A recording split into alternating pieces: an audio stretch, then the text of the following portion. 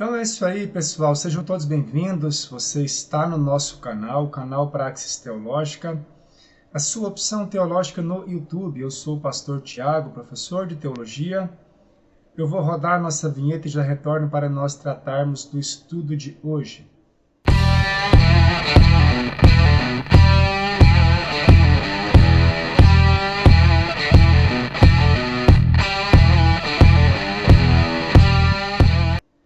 Muito bem, o estudo de hoje ele vai ter como base, ou ele vai investigar questões vinculadas ao ato de falar línguas na palavra de Deus. Note que eu evitei propositalmente tratar já como dom de línguas de forma inicial, pois eu quero aplicar um conceito com vocês nesse estudo, que é o conceito da hermenêutica, onde a Bíblia explica a Bíblia. Então nós vamos olhar para o texto sem nenhum tipo de viés e deixar o texto falar e nos apontar a direção aonde ele quer nos levar. Então eu não vou nesse momento rotular, conceituar nada, até que nós venhamos a investigar os textos que nós temos para abordar com vocês nesse estudo de hoje. E para isso acontecer, para nós olharmos para o texto de maneira isenta, a gente precisa aplicar corretamente o conceito da hermenêutica e nos esforçar para não deixar com que nenhuma preconcepção venha enviesar o nosso pensamento.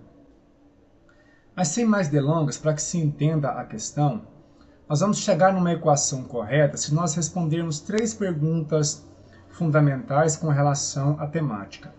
E a primeira pergunta é: a partir de qual momento surge essa ideia de falar línguas na palavra de Deus? Como é que esse assunto ele adentra as Escrituras, principalmente as páginas do Novo Testamento? Tendo respondido isto, a segunda pergunta é: uma vez que esse assunto entrou na palavra de Deus, como é que a palavra vai conceituar essa ideia de falar línguas? Eu vou exemplificar. Ela vai tratar isso como sendo um sinal? Ela vai tratar isso como sendo uma manifestação? Ou será que a palavra vai conceituar isso como sendo um dom oriundo do Espírito Santo? Então essa será a nossa segunda pergunta. E para finalizar, a terceira pergunta é: qual seria o propósito, a finalidade e ainda o objetivo de se falar línguas na palavra de Deus? Você quer descobrir? Então, vem comigo. Sem mais delongas, para nós respondermos a primeira pergunta, que é a partir de qual momento surge essa ideia na palavra de Deus, eu quero ler um texto com você que está aqui em Marcos, no capítulo 16 e o verso 17. Eu vou colocar o texto na tela para você acompanhar. E o texto diz assim: "E estes sinais acompanharão aos que crerem, e em meu nome expulsarão demônios e falarão novas línguas." Então perceba que a ideia de falar línguas, ela adentra as páginas do Novo Testamento, e isso está na boca de Jesus. Aqui é a primeira vez em que esse assunto é mencionado. É Jesus quem está falando. Pouco depois de sua ressurreição, ele está dizendo para os seus discípulos: "E estes sinais acompanharão aos que crerem." Ele usa aqui um pronome demonstrativo que é estes. E o que é que ele quer identificar como sinais? Ele coloca o ato de expulsar demônios, mas também o ato de falar novas línguas. Isso já nos aponta o entendimento que o ato de falar línguas na palavra de Deus surge como sendo um sinal que há de acompanhar aqueles que crerem, onde em nome de Jesus, pelo poder do Espírito, a gente pode falar novas línguas. Esse é um fato, é o que o texto está nos dizendo. Segundo ponto, a segunda pergunta é: uma vez que a ideia de falar línguas surge como sendo um sinal, qual é o conceito que a Bíblia vai dar para isso? Como é que a Bíblia vai classificar esse ato? Ou qual é o conceito que a Bíblia vai aplicar na ideia de falar novas línguas? Para responder a essa segunda pergunta, eu vou compartilhar um outro texto com você. Esse texto está aqui em 1 Coríntios, capítulo 12, no verso 10. Vou também colocar o texto na tela para você acompanhar. Há outra operação de milagres, há outro a profecia, há outro dom de discernir espíritos, e há outro a variedade de línguas, e há outro a interpretação das línguas. Então perceba que o conceito que a Bíblia vai aplicar no ato de falar línguas é tratando como sendo um dom do Espírito Santo que há de se manifestar na vida da igreja.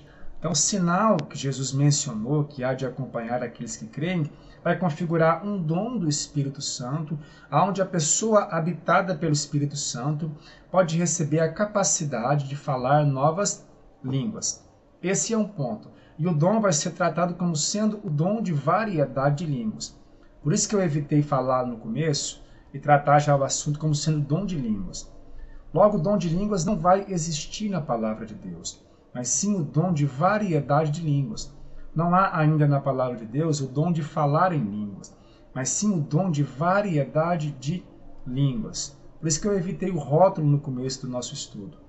Então, a aplicação que a Bíblia faz neste sinal que há de acompanhar aqueles que crerem, onde em nome de Jesus o crente fala novas línguas, ou pode vir a falar novas línguas, é tratado como sendo um dom do Espírito Santo, classificado como sendo variedade de línguas. Segunda pergunta respondida, vamos avançar para a terceira pergunta. Eu não quero que esse vídeo se prolongue muito, para não se tornar algo cansativo. Então a terceira pergunta é, uma vez que este sinal que há de acompanhar aqueles que creem, que configura um dom do Espírito Santo, dom de variedade de línguas, qual seria o propósito, o objetivo e ainda a finalidade deste dom, que é a variedade de línguas, na palavra de Deus, ou na vida da igreja, ou na vida do crente? A gente vai procurar responder a esta pergunta, então. E para nós respondermos a esta pergunta, eu vou ler ainda mais dois textos com vocês, e o primeiro deles está aqui em Atos, no capítulo 2, a partir do verso 3. Vou colocar o texto na tela também para você acompanhar. Nós vamos ler do verso 3 até o verso 8. Então, Atos capítulo 2, verso 3 diz assim: E lhes apareceram umas línguas como que de fogo, que se distribuíam, e sobre cada um deles pousou uma. E todos ficaram cheios do Espírito Santo e começaram a falar noutras línguas, conforme o Espírito lhes concedia que falassem. 5. Habitavam então em Jerusalém judeus, homens piedosos, de todas as nações que há debaixo dos céus. Agora olha o verso 6, verso 7 e o verso 8. Ouvindo-se, pois, aquele ruído, ajuntou-se a multidão e estava confusa, porque cada um os ouvia falar na sua própria língua. E todos pasmavam e se admiravam, dizendo uns aos outros: Pois que, não são galileus todos esses que estão falando? Como é, pois, que os ouvimos falar cada um na própria língua em que nascemos? Então perceba que aonde nós queremos chegar com esse texto. Se o dom ele vem como um sinal e ele é classificado como sendo um dom do Espírito Santo, havia uma promessa de Jesus para os seus discípulos, onde ele disse: Ficai em Jerusalém, até que do alto sejais revestidos de poder. Então o sinal ele está atrelado à manifestação do Espírito Santo.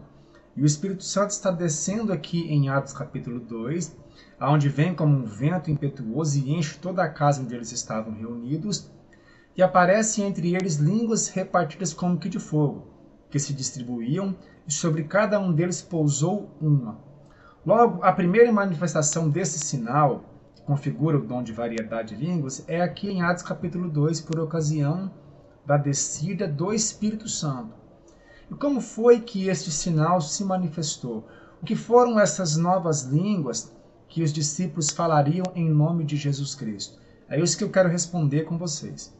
Perceba que o texto vai dizer que havia uma multidão bem diversa, né? Pessoas de diversas nacionalidades, pessoas de diversas partes do mundo, pessoas de outras nações que falavam outros idiomas. E eles estão escutando o quê? Os discípulos, que são galileus, o texto diz isso. Nós não são galileus todos os que estão falando? Como é, pois, que nós os ouvimos falar cada um na própria língua em que nascemos? Ou seja, qual era a língua que o Galileu falava? Os discípulos, nesse caso, os judeus. Os discípulos eles falavam como língua natural o hebraico e, por aprendizado, o aramaico. Então, uma língua natural para eles seriam essas duas, hebraico e aramaico. Mas naquela multidão, eu vou aqui parafrasear, mas naquela multidão havia, por exemplo, ali, quem sabe, um japonês, um chinês, um coreano, um mexicano, um russo, e assim sucessivamente. E essas pessoas que são de outras nacionalidades, que falam outras línguas, estão escutando os discípulos que são galileus, falantes do hebraico e do aramaico, falarem nas suas próprias línguas. Ou seja, o sinal que se manifestou aqui em Atos foi a capacidade dada pelo Espírito Santo aos discípulos de falarem idiomas humanos, ou de falarem línguas das nações. Logo, o sinal se manifestou aqui como sendo a capacidade de falar novas línguas, como sendo novos idiomas que eles não conheciam e que eles não tinham aprendido. Então, é isso que ocorre aqui em Atos no capítulo 2. A manifestação da variedade de línguas foi a capacidade de falar nos idiomas das nações.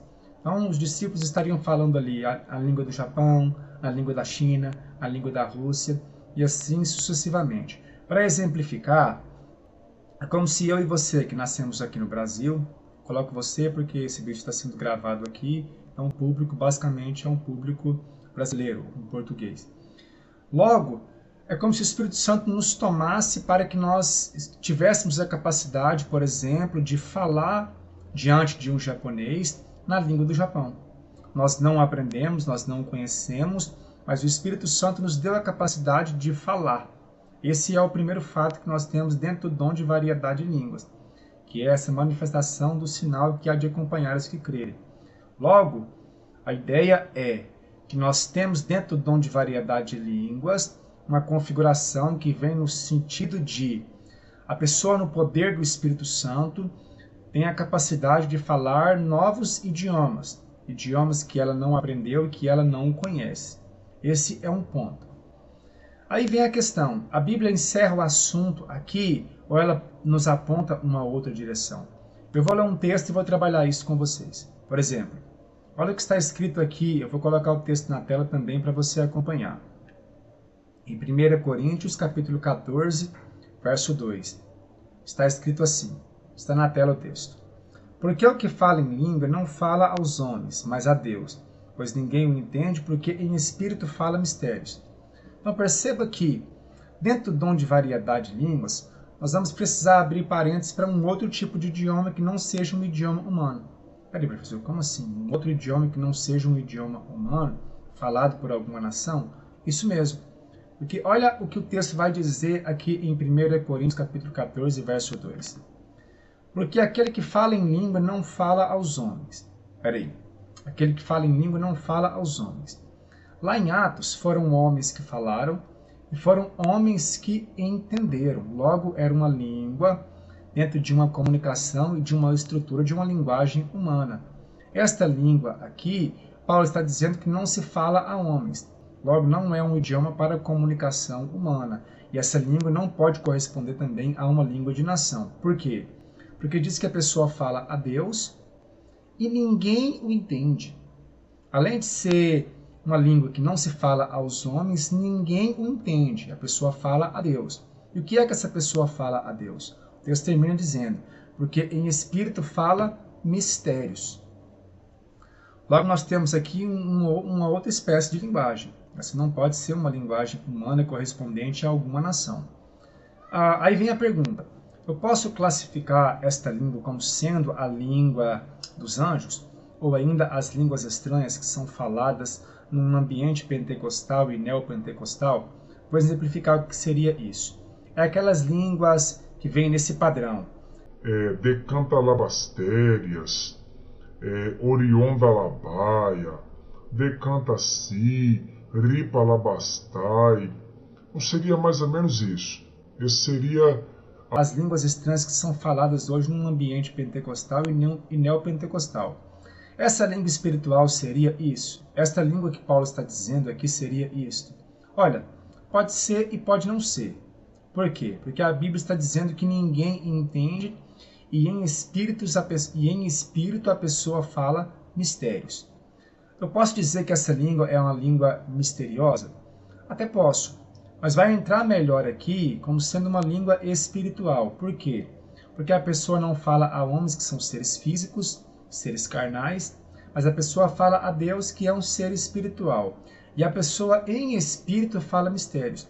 Logo, esta língua se encaixa muito bem no perfil de uma linguagem espiritual. Ela não é as línguas estranhas, ela não é a língua dos anjos, porque o texto não diz, mas ela pode ser, o que se fala hoje no ambiente pentecostal, pode ser essa língua, pode ser e pode não ser. O que deve ser investigado é a origem da fonte, porque lá em Atos diz que é o Espírito que dava a capacidade para eles falarem. Então, logo, a língua precisa ter uma fonte de origem, que é o Espírito. Aí vem a questão, é o Espírito Santo? É o espírito humano? Ou ainda pode ser um espírito maligno? Então, a gente precisa olhar nesses viés aqui, a gente precisa investigar a fonte. E isso só é possível com o dom de discernimento de espíritos. Então, eu vou deixar em aberto que pode ser a língua que se fala no ambiente pentecostal? Até pode, mas isso deve ser investigado e analisado através do dom de discernimento de espíritos. Não estou criticando, não estou dizendo que é e nem que não é. Estou dizendo que, para nós termos certeza e convicção, nós necessitamos do dom do discernimento de espíritos. Então, para a gente finalizar, vamos colocar a ideia do propósito. Qual seria o propósito, então, do dom de variedade de línguas vindo na direção de se falar idiomas humanos? O propósito ele é muito simples. Ele vem cumprindo um papel evangelístico e também cumprindo um papel testemunhal. Por que evangelístico?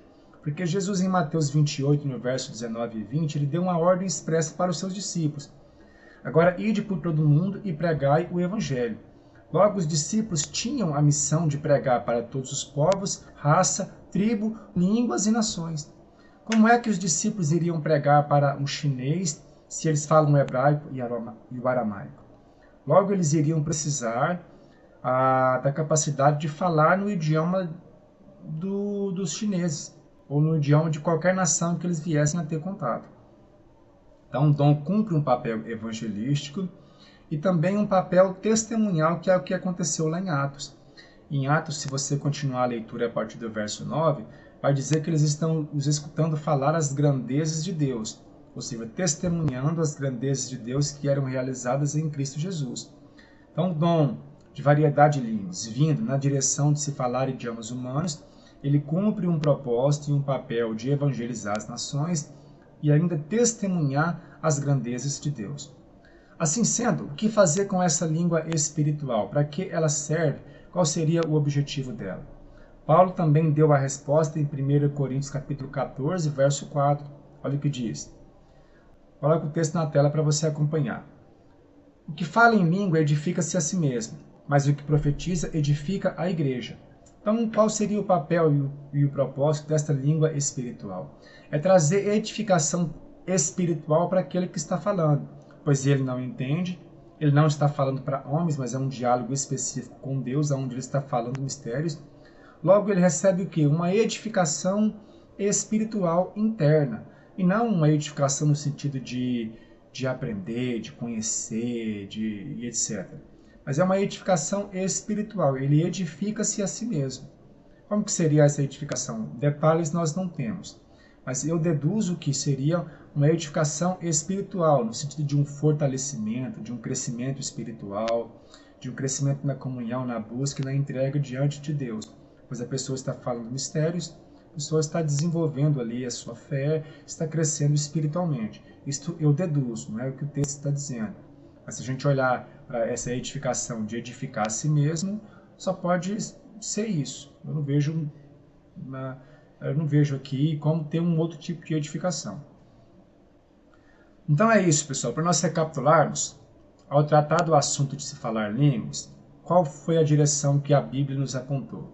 A Bíblia nos apontou a direção dizendo que a ideia de falar línguas surge como sendo um sinal que há de acompanhar aqueles que creem, configurando com isso um dom do Espírito Santo, que é classificado como sendo o dom de variedade de línguas na vida do crente, na vida da igreja, cumprindo um propósito de línguas humanas ou línguas idiomáticas, evangelizar as nações e testemunhar a grandeza de Deus para os povos, e no sentido da língua espiritual, trazer sobre a pessoa que está falando uma edificação pessoal. É isso que nós temos com relação a esse tema. Espero que você tenha gostado. Nós fizemos isso com muita responsabilidade, mostrando para você como é que nós íamos chegar a esse entendimento. Eu vou ficando por aqui. E antes de encerrar, eu só peço que você nos ajude nesse projeto, seja o nosso parceiro. Como é que você pode fazer isso? Se inscreva em nosso canal, é o primeiro ponto. Após se inscrever, ative as notificações para você ser avisado dos nossos conteúdos. Ainda para ajudar os nossos vídeos serem relevantes no YouTube, você pode deixar o seu like, gostei ou não gostei, faz parte do jogo. Todos nós somos passíveis de ser criticados, de ser elogiados e etc.